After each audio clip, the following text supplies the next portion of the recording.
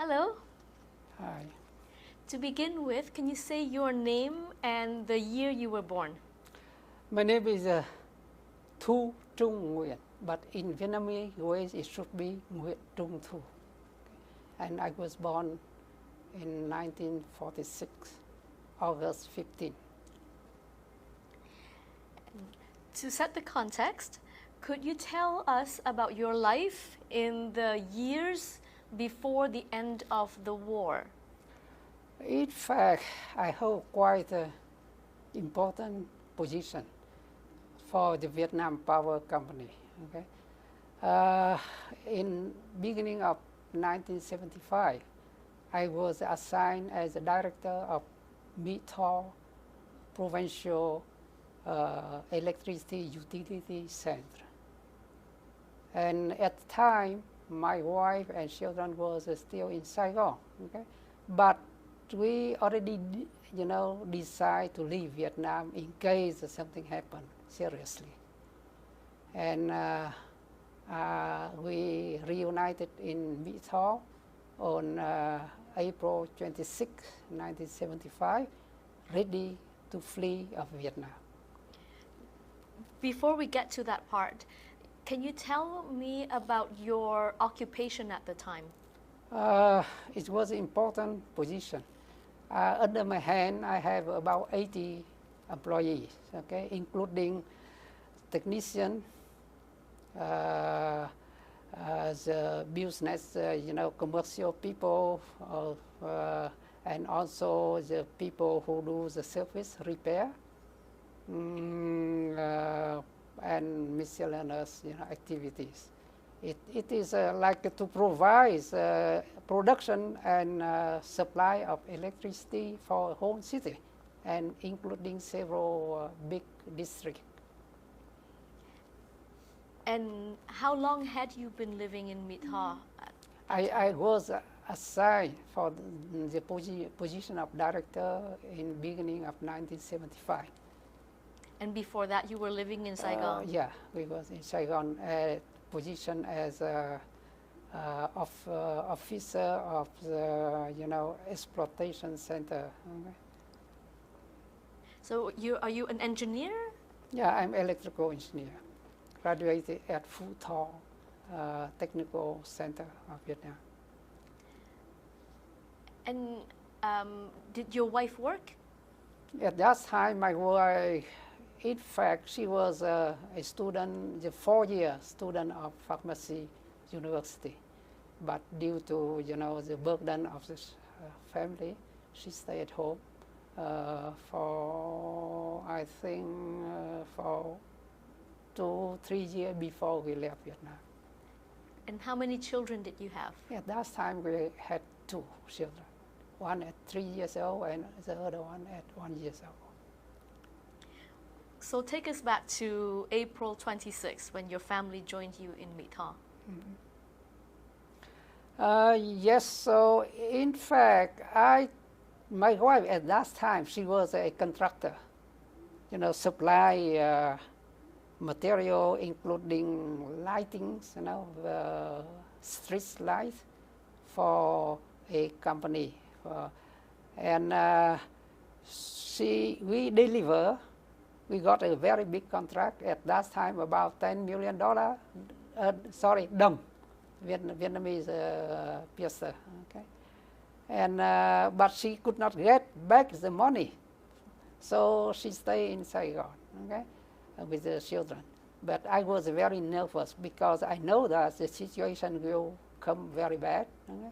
So I tried to ask help from people, but they could not convince her to go to Mỹ Tho. And at the end, I arranged with my manager, because at that time, like a head of a utility center, you cannot leave your office, because if you left your office, you may be in jail by the head of the province. And my company, if I left the office, and then they can dismiss me. Okay, so But finally, I arranged with my manager, and I came to Saigon, and I took them down to meet her on 26th of April. Can you explain to me this contract that she was waiting for? Yeah, she supply, material for lighting, so street lighting, okay? Like luminaire and ballast. So she had a business. Yeah, she has business, okay? And yeah, but at the end, she got some money, and then under my convince, and we left to reorganize in Vitor before we leave for to go overseas. Okay? She wanted to close the deal. She did not want to Yeah, leave the city. right. Yeah. And you convinced her to go. Yeah, because all my money we put in that, right? And then tell what happens next. And so in the beginning, about 2 a.m. of April 30th, 1975, I heard several knock on the metal door, of the hotel, because we live in hotel, we stay in hotel. And I came down, and I saw my cousin Hung. He was standing beside a military jeep, okay, driven by a Marine. And he told me, okay, so you have 5 minutes to bring your family here, and we are going to a wharf of the river to be aboard a motorboat to go. So I come up upstairs and wake my wife and children up. One hand I hold my Nina, 1 year old daughter, and the other hand I hold a bag containing my personal data and 6 pounds of caramel noodle soup, okay, and some money and some hygiene items. Okay. So we came down, and we moved, but the city Vitor was barricaded by barbed wire everywhere. So as a soldier, the military guys had to remove to pass and then put back. So it took us about 1 hour, and we finally arrived at the wharf. And we had to wait for about half more hour for the other 2 families. And finally, we was aboard a what they call Giang Dinh. That is a very fast-moving craft used by Republic Navy to control the river, okay? Because South Vietnam have a lot of river and swim, right? So we left about 3:30, and on the way, we was sometimes fired over by unidentified machine gun. We don't know who, but very dangerously. Okay? And about 2/3 of the way, we ran out of gas. And so we had to stop some, commercial boats navigating at the opposite direction and negotiate for gasoline.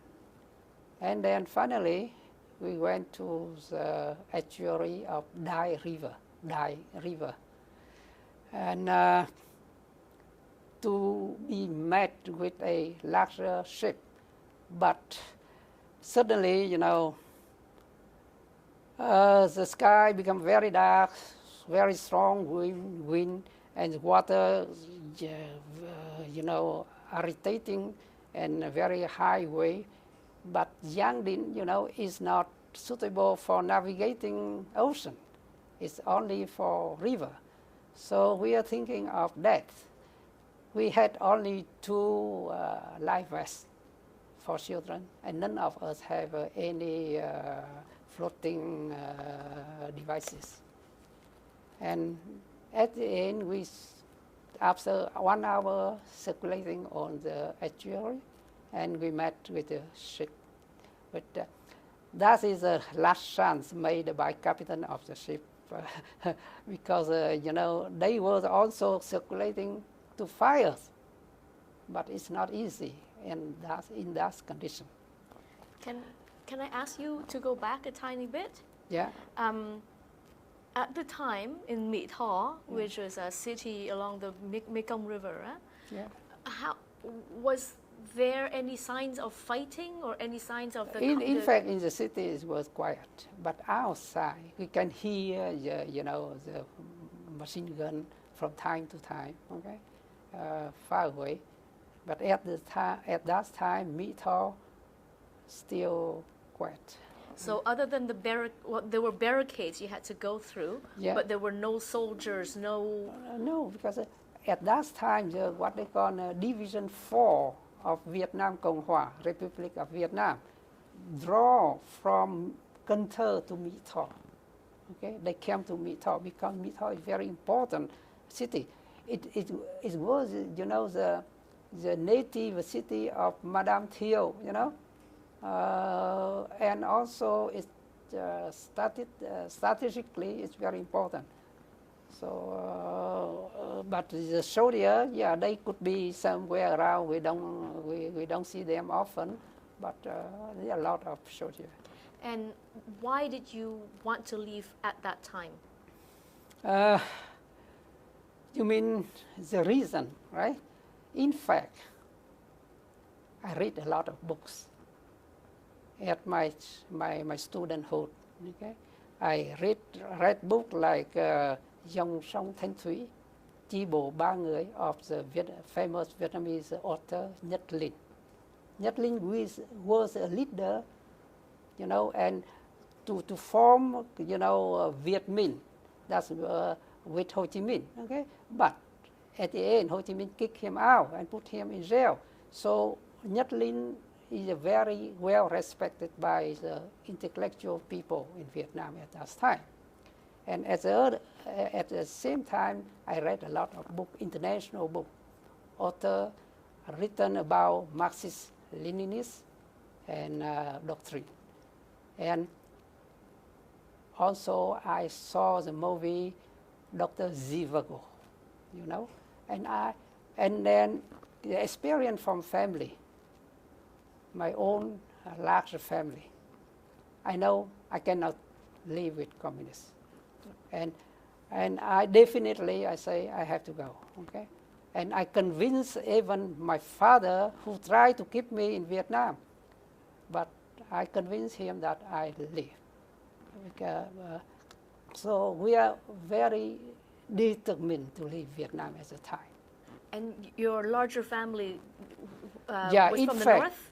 My large family was a what they call patriot revolutionary family. Okay, my father and his brother, a big family, was raised up with education, high education under French, and my father was a graduate and he had a career with PTT and assigned by the French to be the director of PTT in Laos. Okay? PTT is? The post and telecommunication and telephone, like a Canada post office here. But that family, they are revolutionary. Of course, they didn't like French because French are colonists. So when Ho Chi Minh came back, he said, I want to form a Front of Liberation of Vietnam. So a lot of people joined him. But besides, Ho Chi Minh was influenced by the communists, okay, from Russia and from China. But he did say that clearly. So people just, because the communists, they have the way how to win the war. Okay? International, you know. So they have a knowledge, they have experience from Europe, from Russia, from China. So everybody follow Ho Chi Minh. But when Viet Minh start to win the war, Ho Chi Minh say, that's victory by Communist Party. And he kicked out, he eliminated all the other cooperant. So my father also left to the south. So your father, your family were revolutionaries. They Yeah. wanted liberation from the French. Right. Yeah. But electoral, and they love their country. That's all. but they also had experience with Yet communists. the So communists. it's why I realize that communism is not my system. Okay. And so going back now to that scene when you were on this boat on the river Yes. Dai, Okay. were other People. on that river as well No, trying to they escape? may come another way, but on the estuary, I only saw my boat, and at the end saw the larger boat to pick it up us. So the boat picking us was a landing craft, the type they used previously in World War II. When the Allies land the Normandy. Okay, so that time, and we were about 120 show in the boat, and the captain announced that the journey may take a lot of time to find a host country, and we don't have food, and we have only every family, every people will receive a ration of 2 small cups of water a day. And then we try to go to Vũng Tàu, to be aboard a bigger ship, Navy ship, but they say no. There was a chaos. A lot of helicopter came down and dropped in the ocean. So they say just go outside, go on the ocean. So How big was this landing craft? as I told you, the type used in normally I think maybe it fit about 50, 60 people, but in this case about quite crowded, 120 people. Who were the other passengers? The other were my cousin friend, and one was my friend with his family, and we continued the way. And on the first day in the afternoon, I start to pull out the pouch of noodle, and I broke into four, and each put in water, ration water, and make a soup for us. Unfortunately, my daughter Nina, at that time, she was fed with pelecon, powder milk, but under that circumstances, we don't have food because we didn't have time to take pelecon, and also that was a constraint of time and weight. So we fed her with that, and for 2.5 days. Can I just interrupt you one more time? The other, the 120 other passengers, were they military people? Were they No, mixed. mixed? Yeah, so I think about 1/3 are military and 2/3 are normally family, of the military people, and most of them with high rank, And the landing craft like that, was it built to go into the high seas? Not exactly, but they can navigate ocean for short distance maybe. Okay. And it doesn't have a hull and no cover. It's just yeah, they have a small room, cover for the the sailors, the captain and the leader, but most of people just stay outside on an open deck. Yeah, open deck. And then on the first night, we saw a dimly lighted boat, ship, okay? And we thought that was maybe the cargo, the storage, food storage of the American 7th Fleet. which was operating in that area at the time. And we asked for landing, you know, and they say, no, you have to go away, okay? Otherwise, if you come, we fire. And then, so we went out continuously and every moment, the captain tried to contact the international ship, you know, on international water, and also the fleet of 29 ships of the Vietnamese Navy left Saigon on April 29. So after 2.5 days, okay, without food, and luckily we got in touch with 29 Vietnamese Navy ships, okay, and they dispatched one to our direction, okay, and when we saw the ship, my God, like we think God sends the rescuer to save us, okay, and we was happy to be held by the sailor to be aboard the ship, okay. Can you describe for us the ship? The Hatch Q5 is a large and strong Vietnamese Navy ship. They use it to salvage the unhealthy ship during the storm or bad weather. So the ship, okay, we didn't have a say suitable place, so I took my family to the deck of the ship, and then luckily my friend had a poncho, you know, and he put up to cover our two family. It's about a area of about 2.5 by 3 square meter, very small. And you know, every day at about 10, it was very hot. And you know, my 3-year daughter, Mimi, she put her sister, younger sister, 1 year, and to the shadow of the tower, the communication tower of the ship, and she moved around with the shade, because the ship moving under the sea and then the swing of the wave.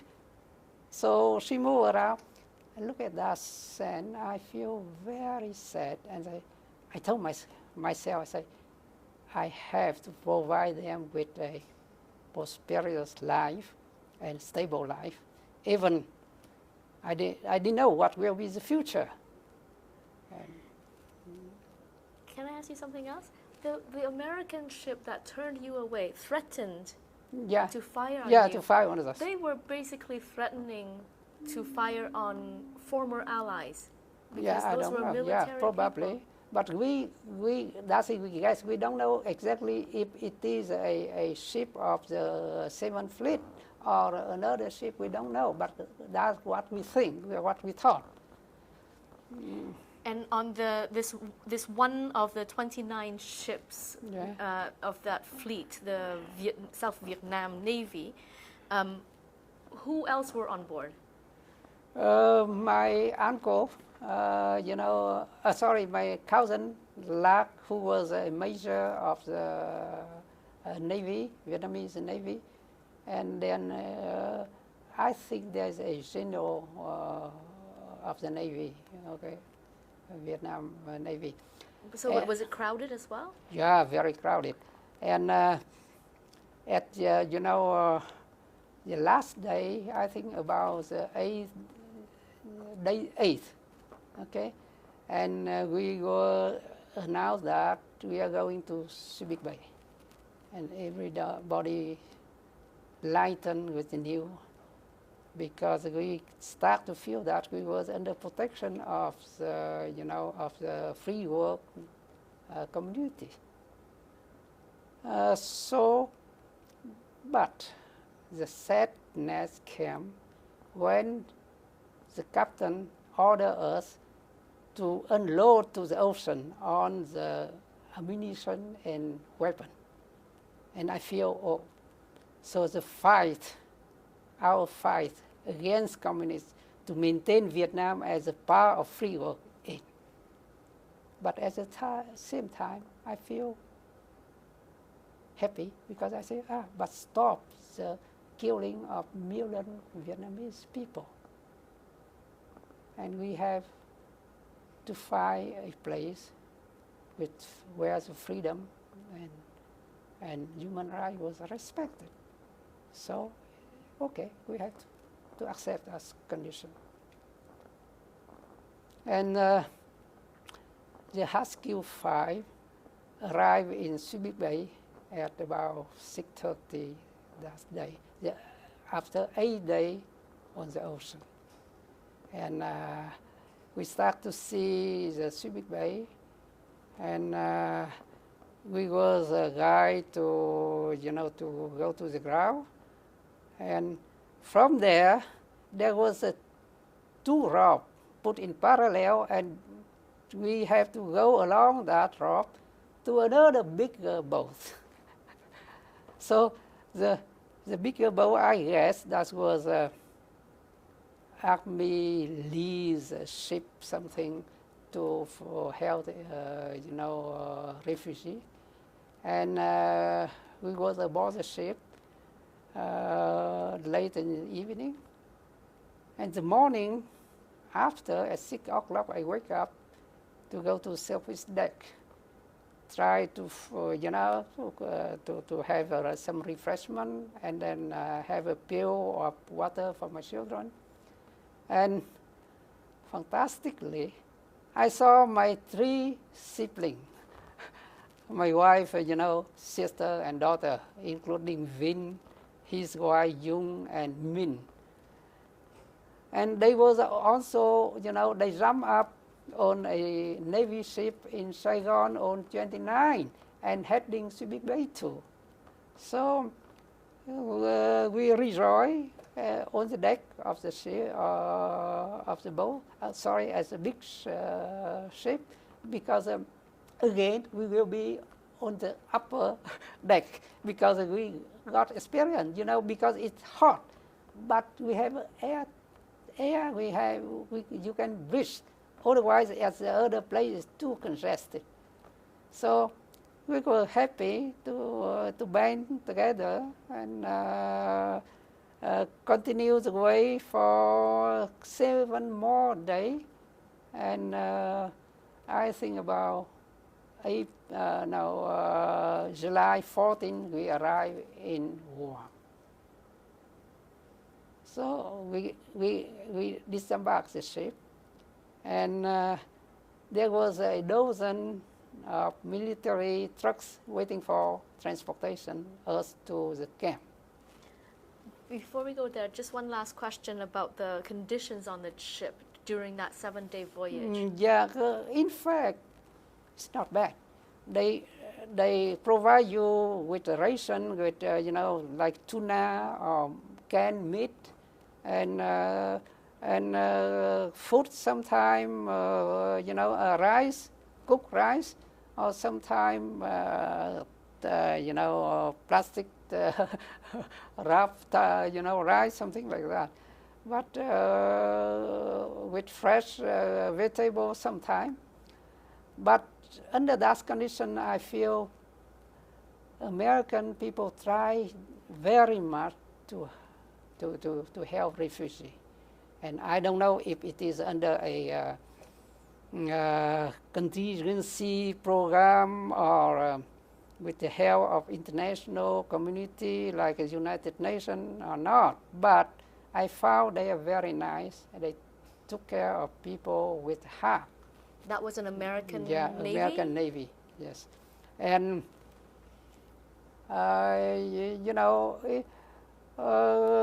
even the condition was harsh, but acceptable. And the funny thing is on the ocean, sometime in the evening, we have a breeze, very nice, and you look into the dark blue water. There was a flipper following the boat. Sometimes they show jump. It look amazing. And we can talk about politics, about Vietnamese politics, about the world news, and about our destiny. So now that you're on Guam, Yeah, tell us so about in Guam now, I'm talking about Guam now. So they took us to the camp, not very far from there, maybe 1 kilometer or so from the port. And it was a flat area, and there was a lot of big tents, about say 8 meter to 10 meter dimension. Puna installed, and in that they locate about 4 to 6 families. Okay, and my family has 4, and 3 the other, big guys. They can live in another area separately, and we form 2 lines, to make it comfortable. And the food, the wash area as toilet, and toilet was separate from there, and the canteen for meal was also in another area with a big yard, so you can line up for about 15 minutes, to be served. And also about the same food, similar food, and canned food basically, and sometimes we have fresh food. But fortunately, my brother-in-law, Min, was working for kitchen. So he brought back to us from time to time fresh foods, like fish and vegetable, make our life bearable. So some of the refugees were working inside the Yeah, operation. they engage, like a help, on voluntary basis. And American, very nice. And but I start to feel ashamed because a lot of people irresponsible. They took too much food and then spread the leftover on the street.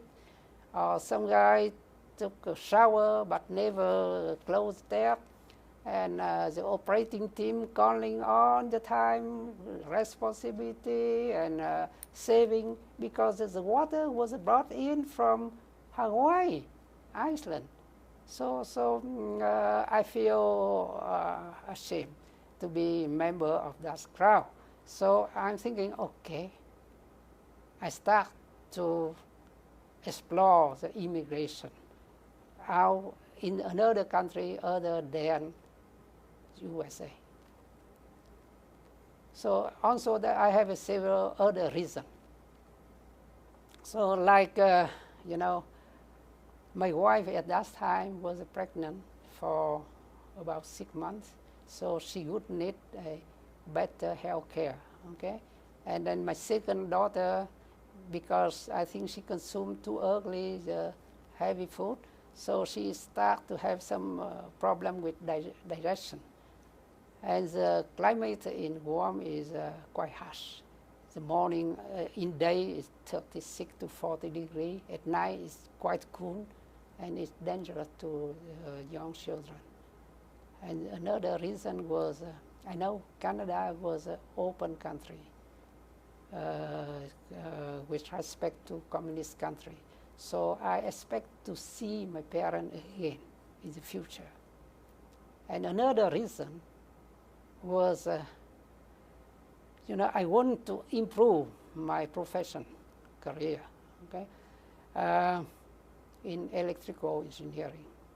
And it was my dream when I graduated bachelor at university in Vietnam. So that's 4 reasons. And then I make an application to Canada. At that time, there was 3 immigration center in Guam.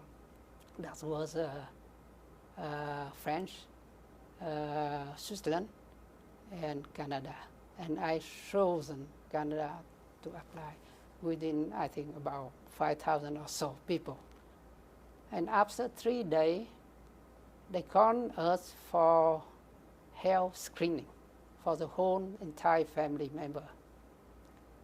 And 2 days after, they contact us, and they say, you are scheduled to leave Guam on May 23rd, 1975.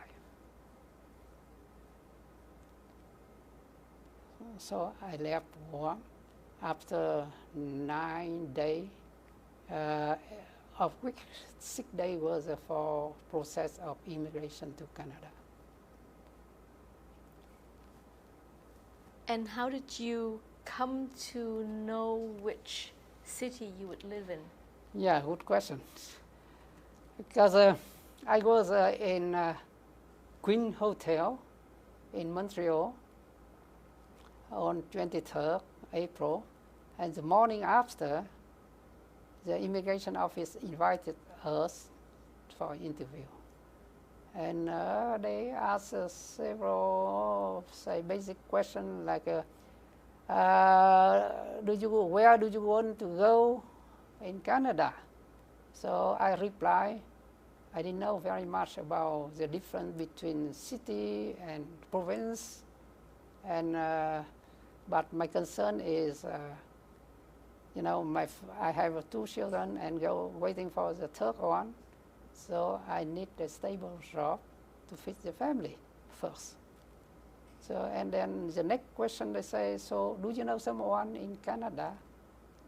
And I said, yes, my wife had a distant uncle who is a doctor engineer in Setin, Quebec. I say, oh, we send you there. I protest. I say, no. In Guam, I didn't ask his sponsorship. So why I am here as a landed immigrant, why do I have to rely on his help? It's unfair. And they said, no, you are a landed immigrant, so Canada government will help you, and but we need someone of your culture to help you adapt to the new society. And on the other hand, Sitin was a very good city under development, and so that's the best place for you as an engineer to go there. And I accept that proposal. What were your first impressions of Canada? Yeah, first, when we was aboard the airplane from Guam to Montreal, it was a Boeing 737, okay? The stewardess and steward looked very elegant in their costume, and with a Canada flag pinned on the chest. And we was served politely and with delightful food. And we feel, yeah, this country is a very good country. What kind of an airplane was it that went from Guam all the way to Montreal? It's Air Canada. Air Canada had that a route. Yeah, I think maybe, you know, it's rented or whatever. But I feel very, you know, feel touching. And I think, oh, that's a very good country. And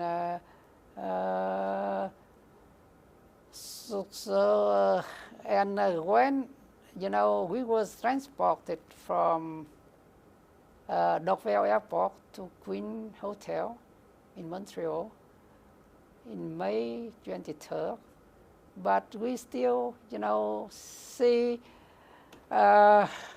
snow band, you know, on the roadside, and we thought, oh my God, this country is cool. And the day we came, in the evening, they arranged for us to pick up clothes and shoes and light vests, okay? And I thought, oh my God, we were quite taken care by the people. So they are very humanitarian people. So we thought to ourselves, Canada is a cold country, but having a warm heart.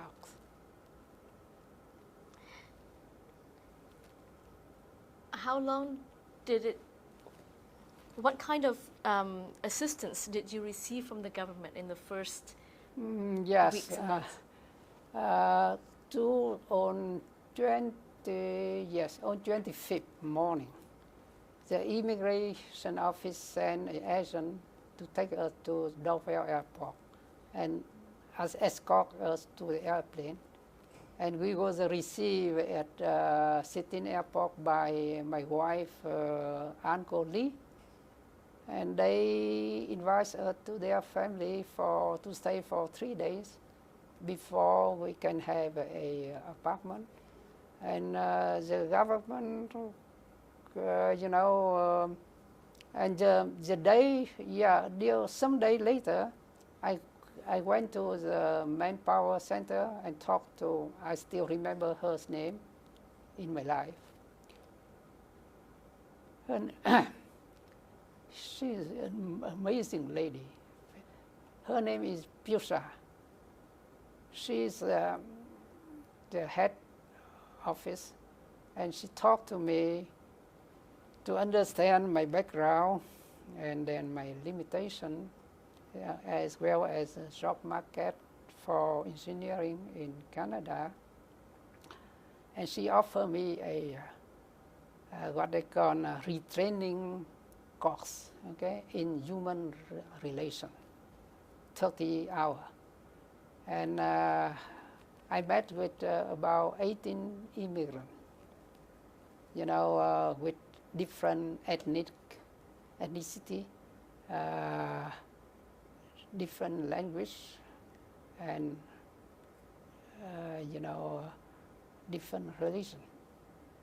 And we talk about the aspect of relation in society and in Canada, also under the teacher guide, including how to do the hugging, how to shake hands, so on.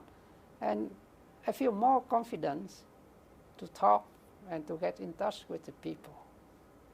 So in my milieu. And then the government, every week, she gave me, my family, I don't remember exactly, but not very generous, but still basic thing we can survive. And they pay the rent, okay? But the funny thing is, we are Vietnamese. At that time, our siblings are still in Guam because I asked immigration office to bring them with us, but they say no. They are, adult. They are not in your direct family. So but when you are in Canada, you can do it easily. So every week, my wife, try to save some money, and then to call them, talk to them, try to convince them to go to Canada, because we ask, my wife, Uncle Lee, to sponsor them, and he agreed. Okay, but we talk, we spend $100, but they give us something $50, $60 a week. My Uncle Lee criticized, no, you guys spend too crazy money. But what you can do, that is the Vietnamese way, right? On the phone calls? Yeah, phone call. Very expensive at that time. So, but the very important aspect that I like, the Canadian manpower and immigration office. Because my purpose is looking for a job as an electrical engineer, okay? But, when you come to Canada, you have to have a license first, right? To be registered as a member of professional association. But I didn't have it that. So how can you have it? So in the first week, I was invited by Elevator, a name of company which handle the ship loading as a port, very important port in city. And I was interviewed first technically, and because I have a quite good knowledge in that time of industry, okay, like an industry power system. And they offer me very good salary and with a big package of benefits. And but it's difficult. But the position is not for an engineer. They call it station engineer. But a technician with experience can handle that job. And my job was to replace the technician who was sick and near retirement. So they accept me, but very difficult how to talk to manpower, you see. And I talked to Uncle Lee, he said, accept it, because that's a very good salary that every intermediate engineer can dream of. But if I accept that job, I get stuck with that all the time, because when I have a big family and then you have a job, you have to buy house, buy car, and so on. So you cannot get out of that. So I say no. And my wife definitely said no. So I was prepared to go to university to take a master's degree. And I work on that. And then there is another chance come. But they help me, they pay on the cost of living for us. So that's I remember all the time. So you didn't need any language training? In fact, I didn't. I'm quite fluent in French first. And at that time, English, so not too bad. But I have basic, but lack of practice. But French was no problem to me. And did manpower help you in getting that engineering training? Yes. And then, so I was at that time from, sometime from July to end of October. I was in preparation to go back to university, and I make application for Master of Engineering in Polytechnic, France. And I got interview with the professor at Polytechnic, and they accept me, and they promised to give me some little job, work to do, I can earn about 2,000 a month or so during the vacation. And also my wife say, she can do some work, and then we can survive. And I was on preparation for that. And then suddenly Manpower called me and say, yeah, we schedule for you an interview with Bravo Construction Limited. That was an American company who built the pelletizing plant, very big industrial plant for Sitback North Mine in Port-Cartier. So they interviewed me first in technical, and I met with a gentleman whose name is Yvon Girard. He is a francophone, okay? And I speak French with him. And I had no problem to answer on his technical question because I had experience with 2-4 sugar plant where I work with Japanese people. So I know very, very well technically. And he said, after the interview, he said, ça va bien, tout. Maintenant, tu vas parler à M. Snyder, qui est le directeur personnel de la compagnie. And in the coming interview with Snyder, of course in English, he's American. And he asked me one question, I answer, and with the exception of the last one, he asked, so what salary are you looking for? My God, that's difficult. I say, if I ask maybe too much, and then maybe I lost the opportunity to get a job. Because his job title was a field electrical engineer. So suitable for me. So I say, it depends on your judgment. And he offered me salary of a graduate engineer after 1 year. A little bit low. But I was happy to accept it because from there I can advance. And but things come very nicely to me. After 3 months working with Bravo Construction, opportunity came. They need someone to write, a summary about control and instrumentation system for the pelletizing plant. It's very complicated, very sophisticated work. And in the department, there is Mr. Yvon Girard, he is manager, but there was a guy named a Lebanese guy, Batani. He was he had about 4 years experience with electrical engineering from Polytechnic French speaking. And another guy, Gottlieb, he graduated from McGill University, 2-3 years experience. And one guy from Romanian immigrant, but he was also working as a professional engineer. That means he's licensed. Everybody did not want to do. And then the manager came to me and said, "Thu, do you think you can do?"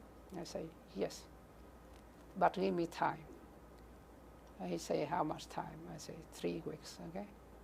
So I read through documentation for 10 days, and I wrote a report about 25 pages, but in French. But that is an American company. But I was lucky because there was a black engineer who came from Germany, and he was a supervisor for security system. And he said, "Thu, do it. I do translation in English for you." But he did it.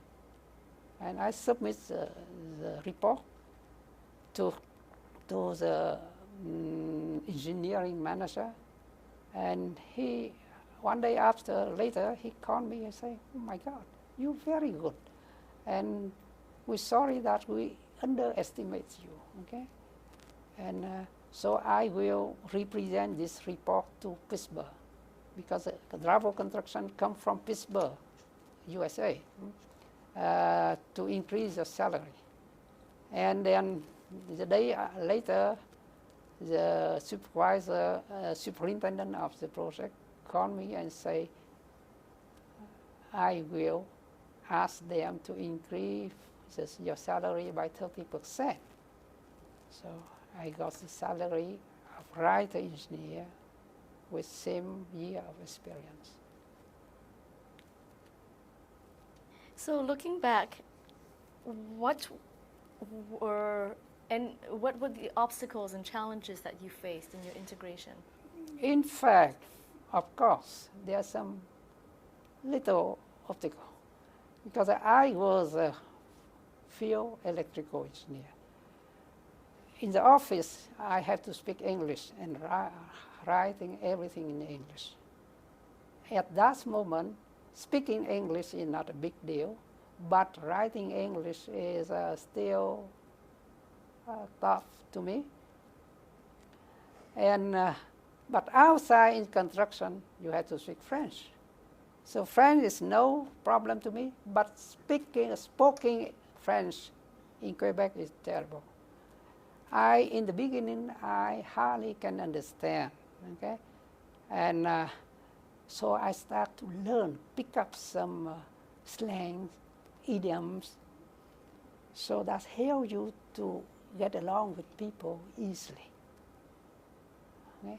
And also you have to learn the rule, construction, say regulation and engineering regulation. One day, my boss asked me to verify a switchgear. Okay, so you have to open. There's a knob. You have to open the door first. And you know what? I took a screwdriver. I opened, and there was a guy, you know, a supervisor who came, touched my hand. He held my hand and said, "Hey, I report to security, because in fact you are engineer. You are not allowed to do that job. If you want to do, you have to ask a technician to do for you, or you can do that, but you use a coil or something open. So you have to learn those things. So that is a little bit tough. Okay? After having completed the construction work in Pocatier, with Bravo Construction, we moved to Montreal, because over there it's not easy to find work. Okay? So after a few months, I got the interview with SNC.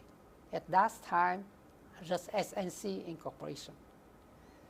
And the project was a time of electrification project in Saudi Arabia. That's a very huge project at that time. It's over $1.5 billion project. And I was hired as intermediate electrical engineer to do the distribution system for Qasim electrification project. And after 2 years, they sent me to Saudi Arabia with the whole family. So a time of electrification project, okay? And I stayed there for 3 years and came back with the whole family. And I came back again 1 year after for another 9 months for the extension. And at this time, I had quite a high position with them as a resident engineer. Resident engineer is someone who can decide on the engineering aspect of the project. So, and then I came back and I left SNC because I don't want, my wife or my family don't want to stay in Quebec, because due to separation, we don't like that. And also the climate is too harsh there. So we moved to Toronto, Mississauga, in fact. And I joined the other, firm. But at the end, those firms was bought by SNC. And then I became an SNC employee again.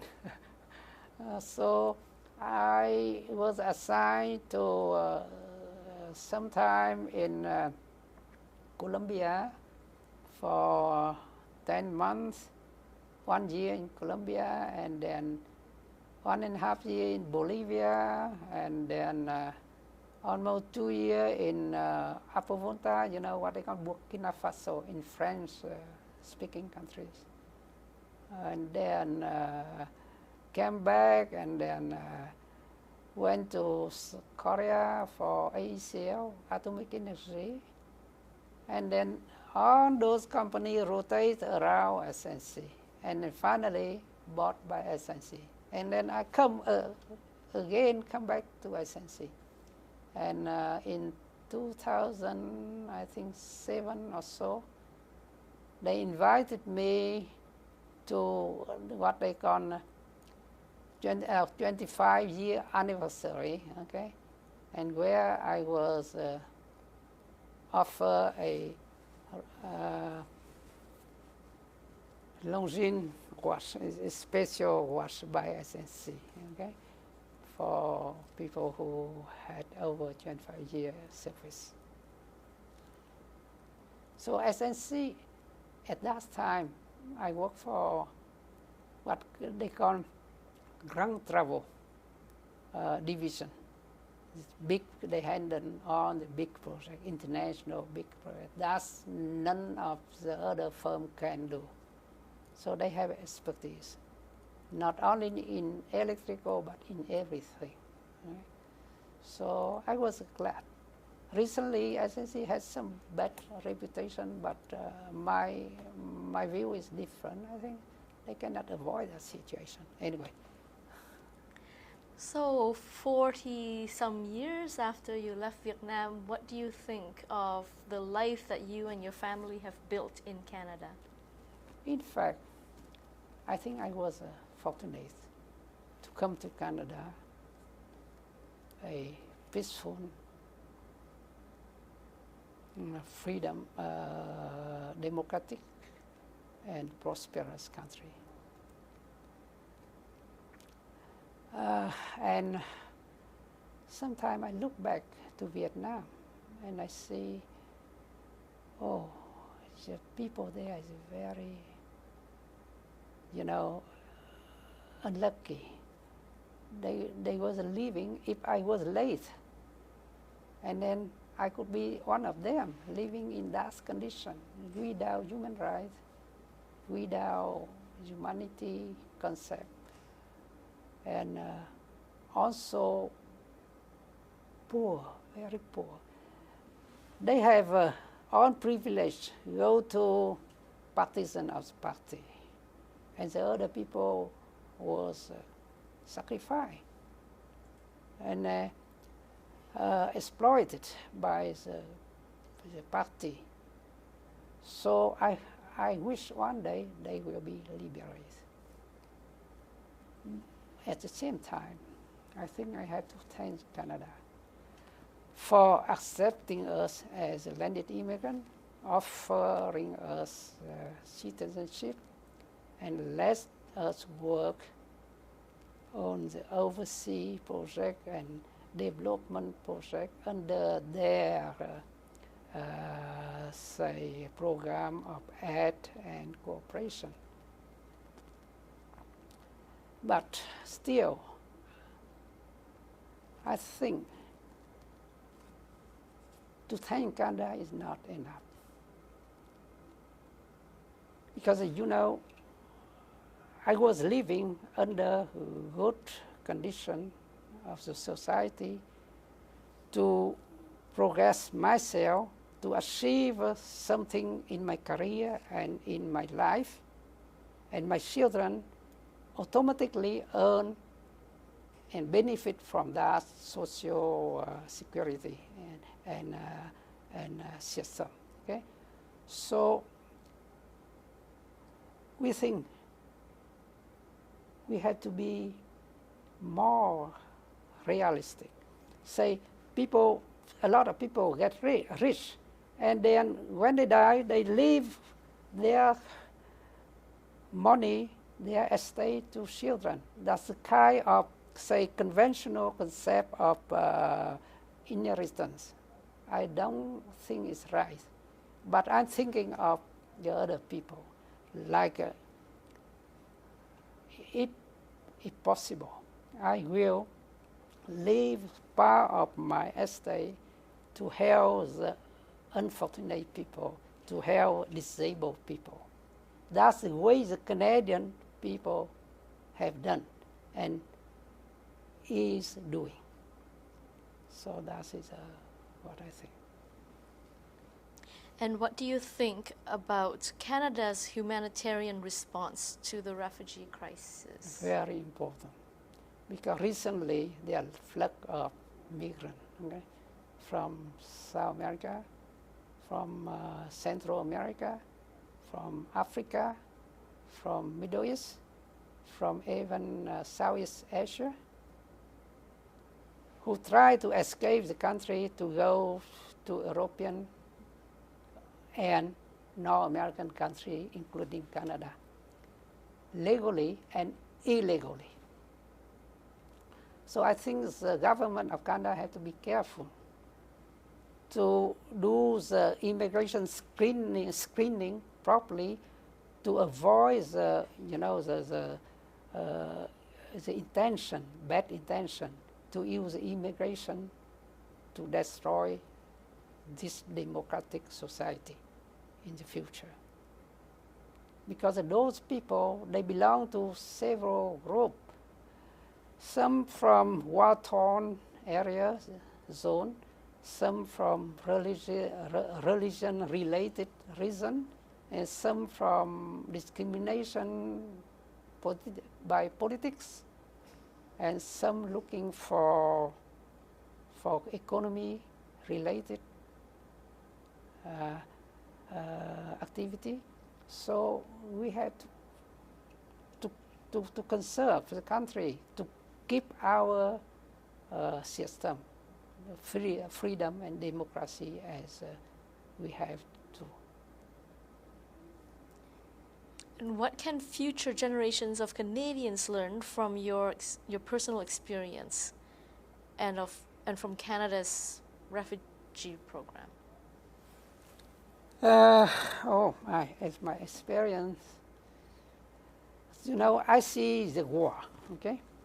Say, most of the war is what? Result of the failure of peaceful living between two parties or two nations, right? So it can be avoided by sacrificing, diminishing a little bit the demand to the opponent or to the rival to have a peace. So peace is negotiable, okay? So now if we look into the recent history of Vietnam, you see, there was 2-3 wars, okay? The first war, starting about 1884, that's what they call the Front of Independence for Vietnam. So that is a fighting between the Vietnamese patriot, and the French colonists. So they have a good, noble reason, okay? But unluckily, the leader of Vietnam was influenced by an international doctrine, Marxist-Leninist communist. So they spoil, the victory of the country, okay, of the people, and end up in Treaty of Geneva, 1954, dividing Vietnam by two: North Vietnam for communists, South Vietnam for non-communist people, and an exodus of about 1 million people from north to south looking for peace, for freedom and democracy. And the second war was Vietnam enjoyed some few years after Geneva, Treaty of Geneva, and then we face another war. So that's why, due to the infiltration of the communist partisan to the south and the army under the help of China and Soviet Union. And the South had to come to America, to USA, for help. And then American, after almost 20 years or so, cannot, sustain the cost of the war anymore, so they had to withdraw. So Vietnam now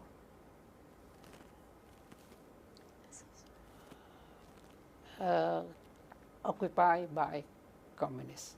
And the result was 300,000 people, the an officer of the South Republic of Vietnam was in jail. They called re-education camp. And a flock of almost 2 million people tried to escape the country by sea, and then end up 500,000 people die. So if there was a not Communist Party, should we have that war? No. So that means I see because of communist, okay, system. So now, even they are now in reunification and then in peace, okay, people. But people was exploited. I used to go to Vietnam and I see the difference between the partisan government people and the regular people. And everything taken away by government. So after several 100 years of war, the Vietnamese people, Vietnam is not independent. Because, you know, the Chinese government, Chinese Communist Party take leadership. And even they force Vietnam to lease or to give up some part of their land to the ambition China. So that's the lesson we learned. Is there anything else you'd like to add? Yeah, that's why. And about the resettlement you asked also, right?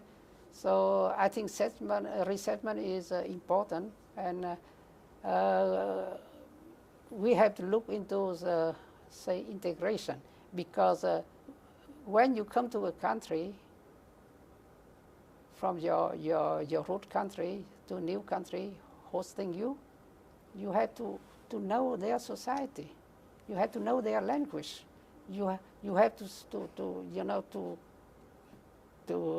surpass on the difficulty of languages. So and then you have a relationship. You have a friendship. Otherwise, you don't have, and you feel you are isolated. But in fact, people here are very nice. So my lesson is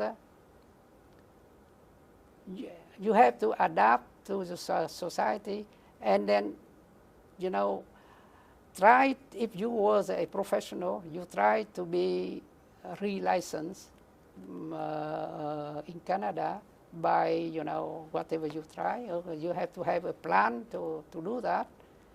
And, you know, also the work.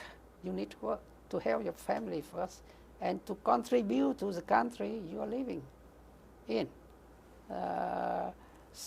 And then take challenge, because the challenge comes from work. So, like, for example, I accept position overseas because I want to know the world, and I want to learn, experience, international experience and expertise. And also, I want to improve on my career.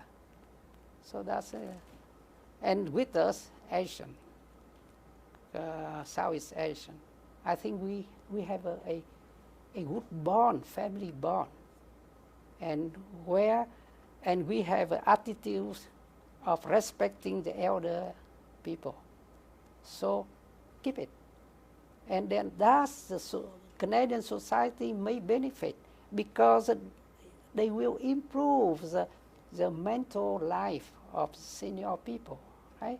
So when you have your aged parent in your family, the government release some duty, right? And then also your parent will be more happy.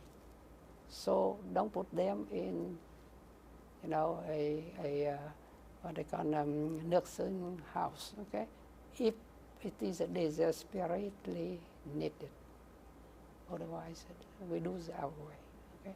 And this country is multi-cultural country, so you can keep your culture, but at the same time, you have to respect the other people's culture. That's my point. Thank you very much for sharing your stories, Okay, and your experiences. This picture represents our activity during the weekend when I work in Saudi Arabia for Qasim electrification project. So we gather with Taiwanese group for, of the agricultural research center in Saudi Arabia.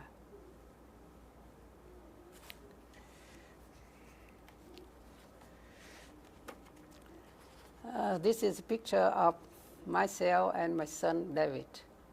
He was representing Canada for junior skiing competition sometime in 1997, I think, okay, in Kollywood.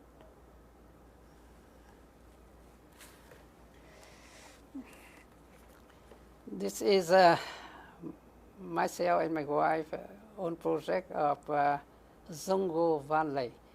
That is a hydroelectric project where I work for SNC in Bolivia.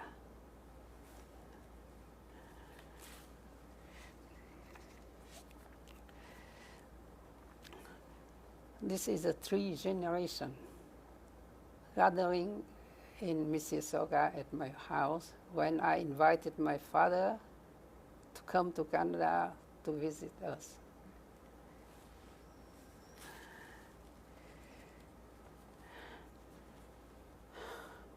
After several years of going around in the world, I finally came home and stayed with children. They was a teenage at the time in Mississauga.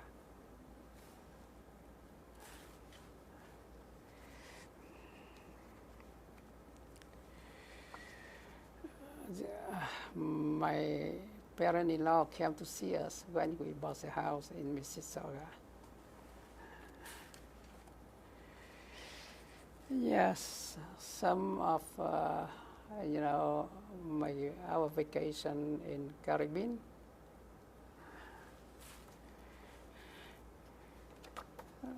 That was one of our trip to China. One follow-up question for you. How long did it take for you to feel at home in Canada? Yes, in fact, to feel at home is something very difficult to define, okay? When you feel at home at a place, that means you have temporarily forget all the misery or happiness in your root country or previous location. In my case, I think it took me about 10 years. When I was involved in a project in Africa, where I was located in a French town, with people from France, and a Canadian town together. And one day, they invited me to a party, evening party, and the lady asked me, "Oh, Thu, can you speak a Vietnamese sentence? So we want to know the lyric and the accent of the language." My God, I've totally forgot. I could not find a sentence for several minutes. And finally I say, "Okay, could you please tell me a English or French phrase, and then I do the translation." And she construct a phrase, and I could not do the translation. And at the end, I say, "Okay, give me 5 minutes alone." And then I recall some Vietnamese. So, that point, I feel I was totally integrated with Canadian society, because over there, no one speaks Vietnamese. I was alone, as my wife and my children stay in Canada. And I did not have anyone to speak Vietnamese with. And I spoke only English and French. So that is integration. And you feel you are at home in Canada. In fact, it was in Africa, but we live together in a Canadian society. Thank you.